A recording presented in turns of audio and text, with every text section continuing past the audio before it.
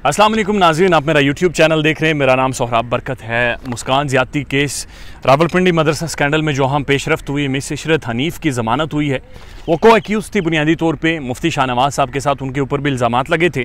ये 4 पेजेस का फ़ैसला उनके हक़ में उनके बारे में आया है। जो उनकी कल बेल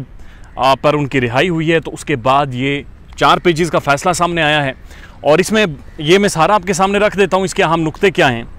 लेकिन इसमें बहुत सारे शकूक व शुबात बढ़ा दिए हैं और इसने मुस्कान की बहुत सारे इल्ज़ामात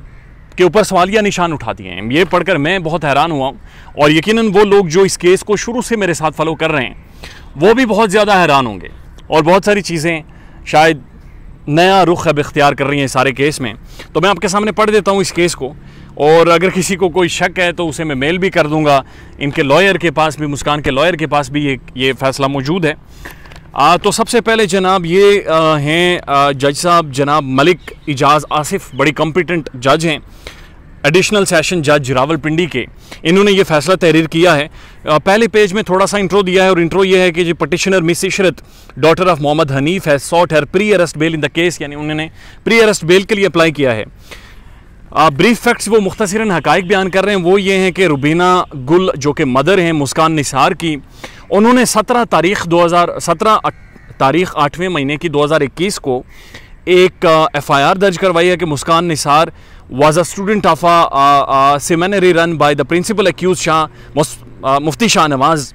under the title of Jamia Tuba, यानी कि वो एक मदरसा चलाते थे और उस मदरसे में मुस्कान तालिबा थी और वो मदरसा नियर शीर कार्नर स्वीट्स रावलपिंडी, वहाँ पर ये मुकीम था। और फिर वो ये कह रही हैं कि 16 तारीख को, यानी FIR में उन्होंने लिखा है कि 16 तारीख को शाम 4 बजे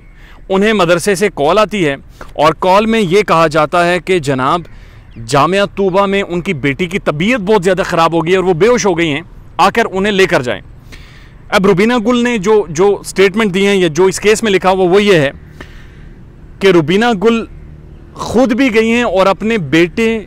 रिहान को भी लेकर गई हैं मदरसे में ताकि वो अपनी बच्ची को वापस लेकर आएँ।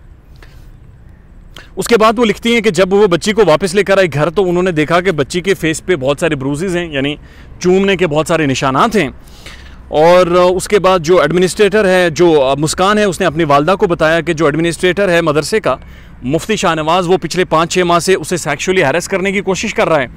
और 5-6 माह से उसने कई कोशिशें की, अटेम्प्ट्स की हैं मुस्कान के साथ ज़्यादती करने की, लेकिन वो कामयाब नहीं हुआ और नाकाम हुआ। लेकिन वो उस मुस्कान को थ्रेट्स भी देता रहा और बहुत सारे ये भी कहता रहा कि जनाब अगर तुमने मेरी बात नहीं मानी तो मैं तुम्हें I will cut you into pieces and thrown you in नाला लई में तुम्हें मैं फेंक दूंगा। She further told her mother that 15 तारीख को, यानी 15 तारीख को उसने बताया अपनी माँ को कि present petitioner Ishrat miss Ishrat Hanif a teacher in the madrasa took her to the room of Mufti Shahnawaz, कि 15 तारीख को मुस्कान को मिस इशरत मुफ्ती शाहनवाज के कमरे में लेकर गई और वहाँ पर जाकर उसने ये कहा कि अब मुफ्ती साहब का जो लस्ट है, मुफ्ती साहब जो तुम्हारे साथ करना चाह रहे हैं वो करने दें, और अगर तुमने रिफ्यूज़ किया तो तुम कामयाब भी नहीं हो सकोगी और तुम नाकाम भी हो जाओगे ज़िंदगी में। और जब मुस्कान कह रही है मैंने उसे मना किया तो उन्होंने मुझे मारने के बाद मुझे सिडक्टिव चीज़ पिलाई, यानी मुझे एक ऐसा कहवा पिलाया जिसमें मुबैना तौर पर यह कहा जा रहा है कि कोई नशावर चीज़ मिली हुई थी जो मुस्कान कह रही है, और उसकी वजह से मैं अनकॉन्शियस हो गई। मैं बिल्कुल मुझे समझ नहीं आई मेरे साथ क्या हो गया है। और उसके बाद मुफ्ती साहब रात सारी मेरे साथ रेप करते रहे, मेरे साथ ये हरकत करते रहे। उसके बाद जनाब दिखा जा रहा है कि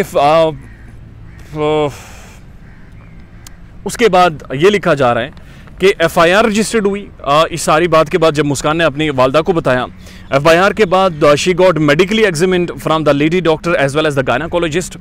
उसके बाद एग्जामिनेशन हुआ और उसके बाद she was also produced before the learned area magistrate के सामने पेश हुई, वेयर उन्होंने अपनी 164 CRPC यानी 164 की जो अहम स्टेटमेंट होती है मजिस्ट्रेट के सामने वो भी रिकॉर्ड करवाई under this development in investigation. So इसके बाद केस बाकायदा चलना शुरू हुआ। अब ये असल केस की तरफ आते हैं कि मिस इशरत को जमानत क्यों दी गई। वो ये कह रहे हैं कि हमने दोनों तरफ के आर्ग्यूमेंट सुने हैं, रिकॉर्ड भी सारा देखा है, जमा किया है। During the arguments learned councils appear यानी कि वो ये कह रहे हैं कि आर्ग्यूमेंट के दौरान जो मुस्कान का लॉयर था अतीक साहब, उन्होंने बुनियादी तौर पर यह कहा कि मुस्कान असल में इन जो मिस इशरत हैं, इनकी बेल पटिशन लग ही नहीं सकती, और ये इसलिए नहीं लग सकती कि जो मिस इशरत है उनका अभी तक रिमांड नहीं हुआ। लेकिन जज साहब ने उनके इस आर्ग्यूमेंट को उठाकर बाहर फेंक दिया है। जज साहब ने यह कहा ऐसा बिल्कुल नहीं है जी, इसका 2 डेज जुडिशियल रिमांड भी हुआ है, और उस रिमांड के दौरान इसे पॉलीग्राफिक टेस्ट के लिए भी लाहौर हम लेकर गए, और investigative producer another application before the lunch magistrate for the judicial remand कि जनाब इसका जो जुडिशियल रिमांड है 2 दिन का वो हो चुका है। तो in these circumstances petitioner can not be presume to be on a physical remand. तो वो ये कह रहे हैं कि चूंकि इसका 2 दिन का रिमांड ऑलरेडी हो चुका है, जज साहब ये कह रहे हैं, तो मजीद 2 दिन के लिए हमें ज़रूरत महसूस नहीं होती कि इसका जुडिशियल रिमांड हो किसी भी तरह से। तो इसलिए for that purpose and intent she is on a judicial remand and her bail petition is competent.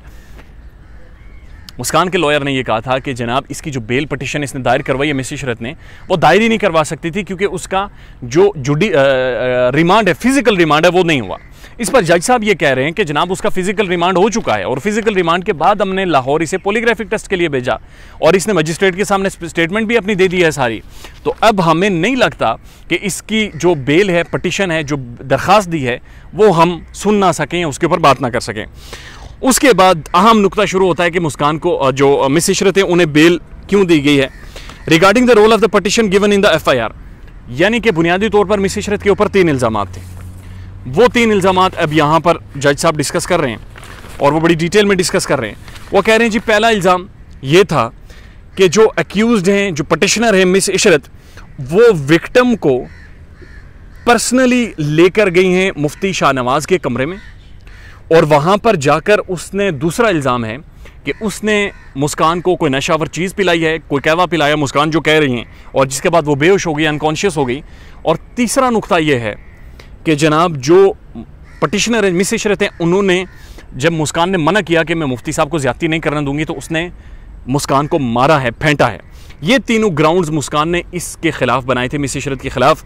तो जज साहब ये कह रहे हैं at the time of her medical examinations before the lady doctor and during investigative officer in before the eye, यानी जो investigative officer है उसके सामने और जो लेडी डॉक्टर है उसके सामने, the victim took the stand, the Ishrat petitioner had asked her to go to the room of the Shahnawaz in order to deliver some register। मुस्कान ने यह कहा था कि मुझे मिस इशरत लेकर गई हैं कमरे में और जाकर मेरे कपड़े उतार के मुफ्ती साहब के सामने पेश किया कि इसके साथ ज्यादती करें। लेकिन जज साहब अपने फैसले में ये लिख रहे हैं कि जो लेडी डॉक्टर हैं जिन्होंने इसका मेडिकली एग्जाम किया है वो भी ये लिख रही हैं, और जो इन्वेस्टिगेटिव ऑफिसर है पुलिस का वो भी ये कह रहा है कि असल में जो मिस इशरत हैं उन्होंने मुझे उस रात कहा कि ये रजिस्टर है और ये हाजिरी रजिस्टर है, और ये हाजिरी रजिस्टर तुम जाकर मुफ्ती शाहनवाज साहब को देकर आओ। तो वो ये कह रही हैं कि जो पहला इल्ज़ाम जज साहब कह रहे लगाया था कि वो मेरे कपड़े उतार कर लेकर गई और कहा कि ज़्यादती करने दो मुफ्ती साहब को, वो गलत इस बुनियाद पर है कि आपने जो इन्वेस्टिगेटिव ऑफिसर के सामने बयान दिया, आपने ये कहा कि उन्होंने असल में मुझे रजिस्टर पकड़ाया और कहा कि जाकर मुफ्ती शाहनवाज साहब को देकर आए, विच stance is on the face of the contrary to initial allegation that Ishrat accused had herself taken the accused to the room of the Shahnawaz, and said later start of the petitioner make case of the petitioner regarding about mentioned facts। यानी कि ये पहले जो बयान दिया गया था कि मुफ्ती शाहनवाज के कमरे में मिस इशरत मेरे कपड़े उतार कर मुझे लेकर गई हैं, ये उसके बिल्कुल बरखिलाफ है, क्योंकि उन्होंने इन्वेस्टिगेटिव ऑफिसर को ये बताया है मुस्कान ने, और लेडी डॉक्टर को भी ये बताया है कि असल में मिस इशरत ने मुझे रजिस्टर दिया था और रजिस्टर देकर ये कहा कि तुम मुफ्ती शाहनवाज साहब के कमरे में जाओ। इस बेस पर पहला जो एलिगेशन मिस इशरत के ऊपर लगा था उसकी कोई बेसिस नहीं है। जज साहब ये कह रहे हैं। अब वो दूसरे की तरफ आते हैं, दूसरे इल्ज़ाम की तरफ के जो कहा जा रहा है कि मिस इशरत ने उसे कहवा पिलाया है और कहवा पिलाने के बाद जनाब वो बेहोश हो गई हैं और उसके साथ ज्यादती हुई है। अब ये बड़ा इंटरेस्टिंग है और ये बहुत ही दिलचस्प है और इसे समझने की ज़रूरत है। वो कह रहे हैं FIR में ये दर्ज है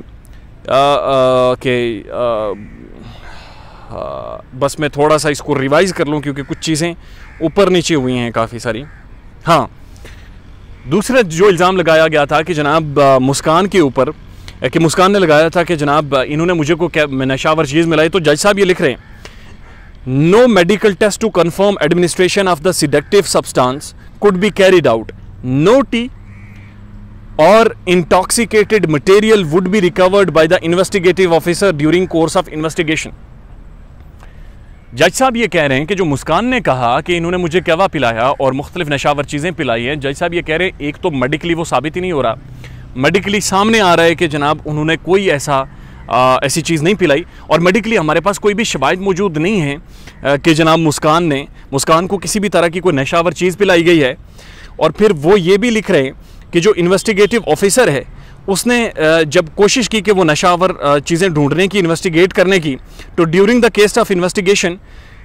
इन्वेस्टिगेटिव ऑफिसर ने भी वाजे किया कि कोई भी ऐसी नशावर चीज़ जो मुस्कान को पिलाई गई हो, कहवा या जिसका जिक्र हुआ है, वो कोई भी दरियाफ्त नहीं हुई, उसकी कोई भी सुराग हमें नहीं मिला, ये इन्वेस्टिगेटिव ऑफिसर भी कह रहा है। और उसके बाद तीसरा अहम नुक्ता कि मुस्कान को उन्होंने मारा है और मुस्कान ने कुछ बातें FIR में लिखी हैं जो FIR से मैच नहीं करती। तो इसके हवाले से जज साहब ये लिख रहे हैं कि FIR शोज़ दैट कि FIR में लिखा गया है कि मुस्कान के साथ ज़्यादती वाला वाक़या असल में 15 तारीख को हुआ, 15/8/2021 को हुआ। FIR रजिस्टर्ड हुई 17/8/2021 को, और 61 CRPC यानी पुलिस के सामने जो पहली स्टेटमेंट होती है वो मुस्कान ने नहीं दी। यानी 15 को ज़्यादती हुई, 17 को FIR दर्ज हुई, लेकिन पुलिस के सामने जो 161 CRPC की जो एक स्टेटमेंट रिकॉर्ड करवानी पड़ती है वो मुस्कान ने नहीं रिकॉर्ड करवाई, और जो जुडिशल मजिस्ट्रेट के सामने स्टेटमेंट रिकॉर्ड होती है 164 की जो बड़ी इंपॉर्टेंट होती है, वो जाकर मुस्कान ने 15 दिनों बाद रिकॉर्ड करवाई। हालांकि इन दोनों तारीखों में और इस सारे वक्त में मुस्कान मौजूद थी, खुद ही उन्होंने ग्रेज किया, खुद ही उन्होंने टाइम डिले किया, और जो स्टेटमेंट्स हैं अपनी दोनों वो रिकॉर्ड नहीं करवाई हैं। इस बुनियाद पर जज साहब ये समझते हैं कि ये जो तीनों ग्राउंड्स हैं, नंबर 1 कि मुस्कान के कपड़े उतार कर मिस इशरत उसे कमरे में लेकर गई, बिल्कुल झूठ पर मबनी है, क्योंकि मुस्कान ने जो इन्वेस्टिगेटिव ऑफिसर है जज साहब के इस फैसले के मुताबिक उसे कहा है कि मिस इशरत ने मुझे रजिस्टर दिया था, मैं अंदर गई, मेडिकली साबित नहीं हुआ कि कोई कहवा या नशावर चीज़ मुस्कान को पिलाई गई है, और प्लस ये कि इन्वेस्टिगेटिव ऑफिसर ने भी तस्दीक नहीं की कि किसी भी तरह की कोई नशावर चीज़ कहीं से भी दरियाफ्त हुई है, चाहे मेडिकल ऑफिसर कहे या कोई और तरीके से पता चले। और आखिर में वो लिख रहे हैं, जज साहब लिख रहे हैं, the complainant party alleged that the clothes of the victim were washed away and disposed of by the present accused। यानी कि जो पटिशनर्स हैं, जो मिस मुस्कान है और उनकी जो वालदा हैं, वो बुनियादी तौर पर ये कह रहे हैं कि जो मुस्कान के कपड़े थे, जिन कपड़ों में उसके साथ ज्यादती की गई थी, वो कपड़े असल में मदरसे के जो मुफ्ती शाहनवाज हैं और मिस इशरत है उन्होंने उतारे हैं, और उतार कर वो उन्होंने कहीं डंप कर दिए हैं, कहीं फेंक दिए हैं। बट द इन्वेस्टिगेशन, जो इन्वेस्टिगेटिव ऑफिसर है जिसके ऊपर अभी इन्होंने एतराज़ात उठाए हैं मुस्कान के लॉयर ने, उन्होंने ये कहा है कि जनाब हमने मदरसे की सारी तलाशी ली है, हमने सब कुछ ढूंढा है, तो हमें किसी भी तरह के शवाहिद या सुराग नहीं मिला कि कपड़े मदरसे में हों या जला दिए गए हों या कहीं फेंक दिए गए हों। But thorough investigation and the visit of the concerned place, no such clothes were recovered. Rather, the investigation suggests that the clothes were washed away by the complainant party itself. Investigative officer ये कह रहा है कि बल्कि मुख्तलिफ visit करने के बाद और इन्वेस्टिगेट करने के बाद हमें ये पता चला है कि जो मुस्कान की वालदा हैं असल में उन्होंने ख़ुद वो वाले कपड़े धोए हैं और उन्होंने अपने घर में धोए हैं, और ये क्यों धोए हैं ये भी एक बड़ा सवालिया निशान है। और इस पर in her statement in victim alleged that the petitioner Ishrat Hanif had bolted door of the room, और वो कह रही हैं कि 164 मजिस्ट्रेट की स्टेटमेंट में मुस्कान ने यह कहा है कि मिस इशरत ने दरवाज़ा अंदर से बंद किया, हालांकि ऐसा कोई सबूत हमें नहीं मिला, और ना ही वो दरवाज़ा अंदर से बंद हो सकता था, ये भी लिखा गया है। और आखिर में ये कहा गया है कि इट इज़, जज साहब ये लिख रहे हैं आखिर में, सो इस बुनियाद पर मैं ये कहता हूँ कि it is not required, if Ishrat is not required on any other case be released on a bail provided, और अपने तकरीबन 1 लाख रुपए की श्योरिटी बॉन्ड्स दे दें, और उसके बाद she is okay to be bailed in this case, यानी कि वो इस काबिल हैं कि उन्हें इस केस में बेल दे दी जाए। मुख्तसरन खुलासा ये है कि मिस इशरत की बेल हो गई है, और जिन 3 ग्राउंड्स पर उनकी बेल रोकने की कोशिश की गई थी, जो इल्ज़ामात लगाए गए थे,